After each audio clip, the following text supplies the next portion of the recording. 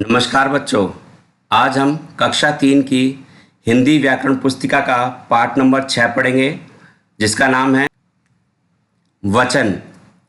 वचन किसे कहते हैं और वचन कितने प्रकार के होते हैं, वो हम इस पाठ में पढ़ेंगे। आइए आरंभ करते हैं। वचन शब्दों के जिस रूप से वस्तुओं की संख्या का बोध हो। शब्दों के जिस रूप से वस्तुओं की संख्या का बोध हो उसे वचन कहते हैं। दोबारा पढ़ते हैं। शब्दों के जिस रूप से वस्तुओं की संख्या,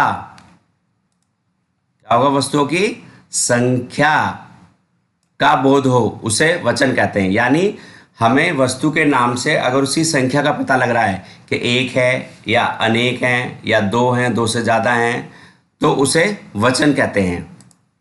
जैसे यहाँ पर देखिए, पहला चित्र एक पतंग है, दूसरे दो पतंग हैं। तो पतंग को हमने एक को लिखा पतंग और दो को लिखा पतंगे। देखो दोनों में फर्क आया ना। ये सिर्फ पतंग है और ये पतंगे हैं, यानी ये एक से ज़्यादा हो गई, यानी इनका वचन बदल गया। ये हो गया एक वचन और ये हो गया बहुवचन। केला केले, कोआ कोए, तोता तोते, बिल्ली बिल्लियां। विशाल के पास पतंग है, यहाँ पर पतंग एक वचन है। रोहित के पास पतंगे हैं, यहाँ पर पतंगे बहुवचन है, क्योंकि वो एक से ज़्यादा थी। अतः वचन के दो भेद होते हैं। वचन के कितने भेद होते हैं बच्चों? दो भेद होते हैं, याद रखिएगा। एक वचन वे शब्द जो किसी भी संज्ञा के एक होने का बोध कराते हैं। वे शब्द जो किसी भी संज्ञा के एक होने का बोध कराते हैं उन्हें एक वचन कहते हैं।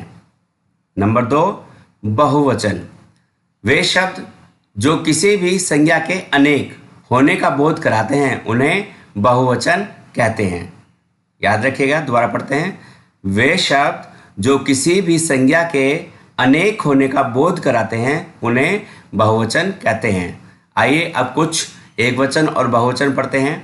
बाजा बाजे, पैसा पैसे, किताब किताबें, मेज मेजें, पेंसिल पेंसिलें, केला केले, चूहा चूहे, गेंद गेंदें, पत्ता पत्ते।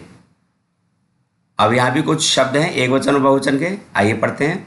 संतरा संतरे, ताला ताले, पंखा पंखे, आँख आँखें, बच्चा बच्चे, मुर्गा मुर्गे, ताला तारा तारे, कार कारें, औरत औरतें। कुर्सी कुर्सियाँ, डाली डालियाँ, साड़ी साड़ियाँ, कापी कापियाँ, कहानी कहानियाँ, चिड़िया चिड़ियाएँ, रोटी रोटियाँ, चाबी चाबियाँ, कली कलियाँ। देखो यहाँ पर आप एक चीज़ ध्यान से देखिए।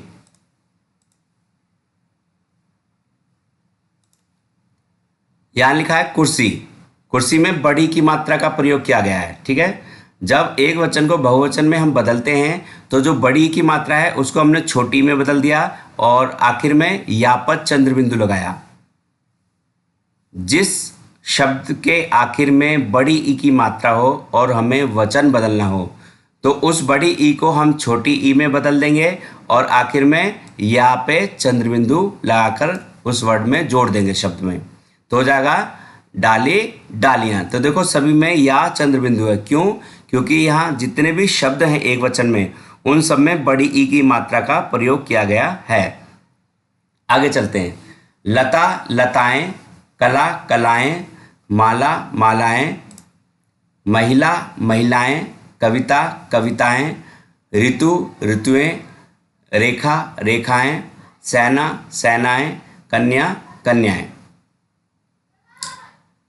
तो अब आपने जो ऊपर पढ़ा है उसका सारांश यहाँ है, आओ जाने। शब्द के जिस रूप से संख्या का बोध हो उसे वचन कहते हैं। वचन किसे कहते हैं?